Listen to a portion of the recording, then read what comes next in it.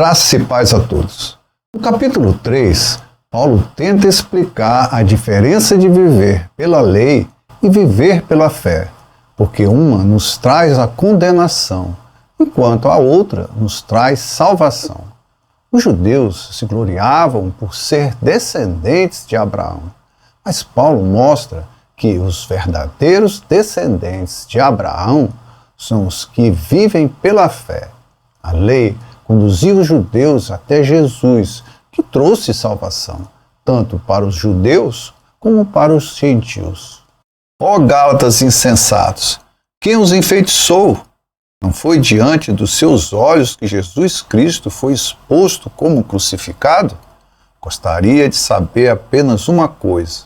Foi pela prática da lei que vocês receberam o Espírito ou pela fé naquilo que ouviram? Será que vocês são tão insensatos que, tendo começado pelo Espírito, agora querem se aperfeiçoar pelo esforço próprio? Será que foi inútil sofrerem tantas coisas? Se é que foi inútil, aquele que lhes dá o seu Espírito e opera milagres entre vocês, realiza essas coisas pela prática da lei ou pela fé com a qual receberam a palavra? Antes de tudo, precisamos entender por que Jesus foi crucificado. O Evangelho nos diz que Jesus foi crucificado por causa dos nossos pecados. Mas que pecados são esses? Bem, herdamos o pecado original de Adão e Eva, e com o advento da lei de Moisés, esse pecado superabundou, porque a lei que mostra o que nos condena não serve para a salvação, e homem algum conseguiu cumpri-la em sua totalidade, além de Jesus. Só ele cumpriu toda a lei, e por causa disso, o seu sacrifício pôde ser aceito por Deus. Ao aceitarmos Jesus como Senhor e Salvador, vem o Espírito Santo e começa o processo de santificação em nós, porque é Ele que nos capacita para as coisas de Deus. É Ele que nos fortalece e nos mostra o que é certo e errado. Sem o Espírito Santo, não há como agradar a Deus. Precisamos receber de Deus para podermos agradar a Ele. E é isso que Paulo tenta explicar para os Gálatas, que, influenciados pelos judeus, começaram a achar que poderiam ser justificados pelos seus esforços. Considere o exemplo de Abraão. Ele creu em Deus e isso lhe foi creditado como justiça. Estejam certos, portanto, de que os que são da fé são filhos de Abraão. Prevendo a Escritura que Deus justificaria pela fé os gentios, anunciou primeiro as boas novas a Abraão. Por meio de você, todas as nações serão abençoadas. Assim, os que são da fé são abençoados juntamente com Abraão, homem de fé. Abraão nos representa porque, como ele, nós tivemos fé. Ele creu em Deus e nós cremos no Filho de Deus. Ele foi justificado por causa dessa fé e nós também seremos desde que nos mantenhamos no Espírito. Aqui eu faço uma observação. Não é porque cremos em Jesus que podemos fazer o que quisermos. Não podemos fazer nada de mal e agora precisamos fazer o que é bom. Falo isso porque há muitos acreditando que estão salvos em Jesus e continuam nas velhas práticas. E não sabem que agora estão em uma situação pior que antes. A verdade é que esses nunca se converteram a Jesus, porque os que são de Jesus obedecem a Ele. Já os que são pela prática da lei estão debaixo de maldição, pois está escrito: maldito todo aquele que não persiste em praticar todas as coisas escritas no livro da lei. É evidente que, diante de Deus, ninguém é justificado pela lei, pois o justo viverá pela fé. A lei não é baseada na fé, pois quem praticar essas coisas, por elas viverá. Nossa natureza não nos deixa cumprir a lei em sua totalidade. E não adianta cumprir uma e deixar outra sem cumprir, porque estaremos condenados do mesmo jeito. Veja, Adão e Eva tinham uma única lei e não conseguiram cumpri-la, como poderemos agora cumprir 613 leis? Seria possível? Irmãos, se não for pela graça de Deus, não temos nenhuma chance. Deus enviou o seu Filho para fazer o que não conseguimos fazer. E não só isso, mandou depois o seu Espírito para nos conduzir até Ele. Cristo nos redimiu da maldição da lei quando se tornou maldição em nosso lugar, pois está escrito: maldito todo aquele que for pendurado no madeiro.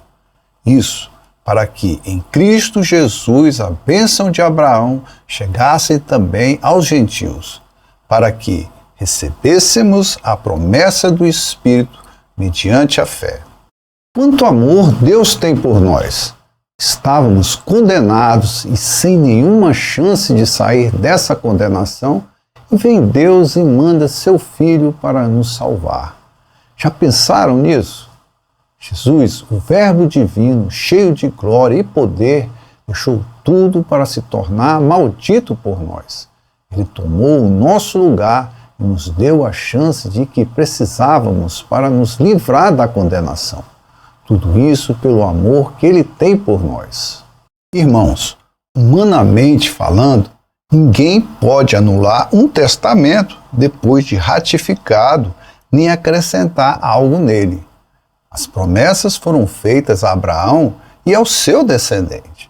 A Escritura não diz e aos seus descendentes, como se falando de muitos, mas ao seu descendente, dando a entender que se trata de um só, isto é, Cristo.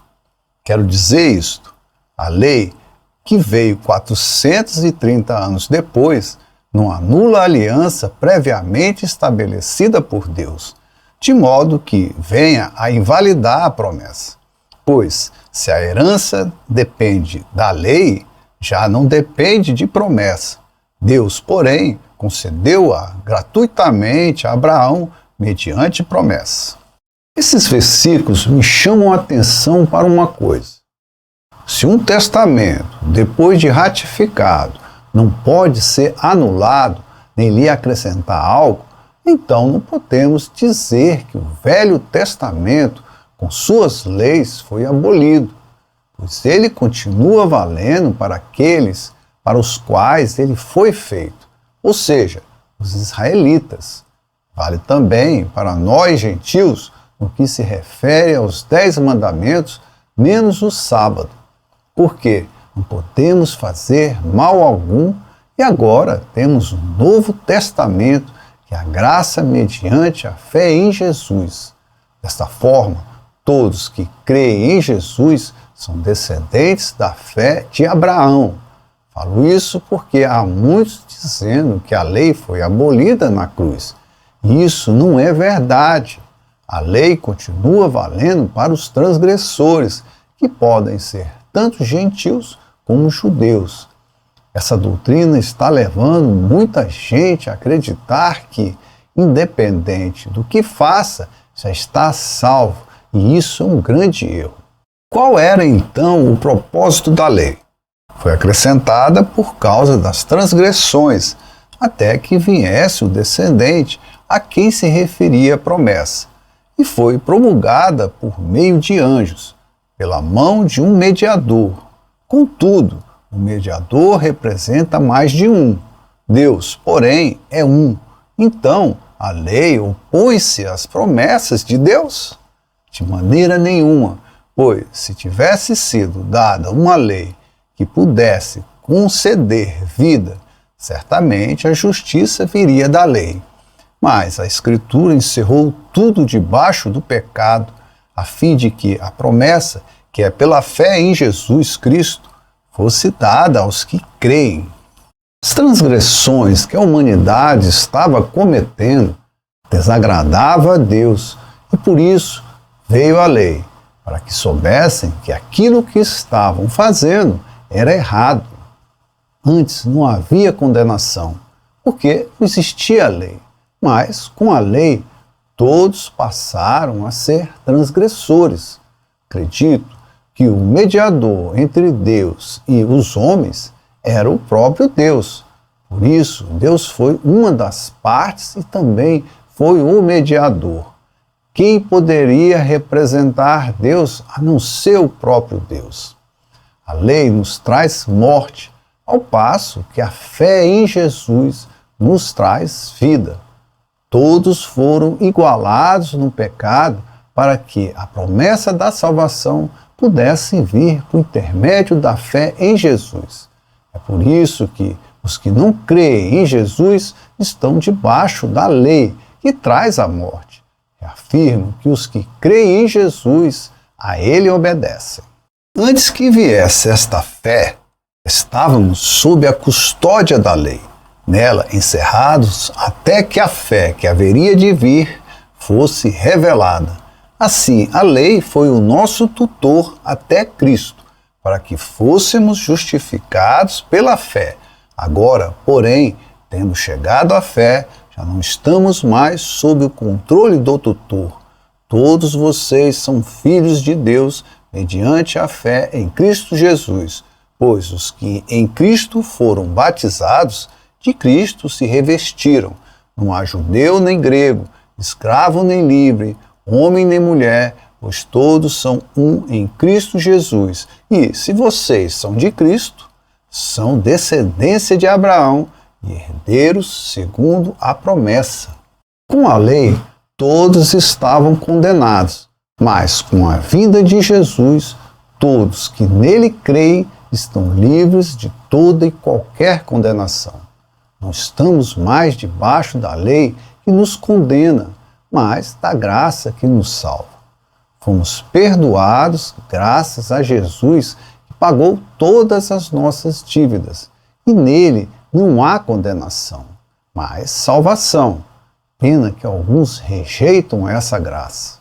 Chegamos ao fim desse capítulo. Espero que tenha sido útil. E se gostaram, compartilhem, deem seus likes para esse vídeo chegar a mais pessoas. Fique na paz do Senhor e que Deus abençoe a todos.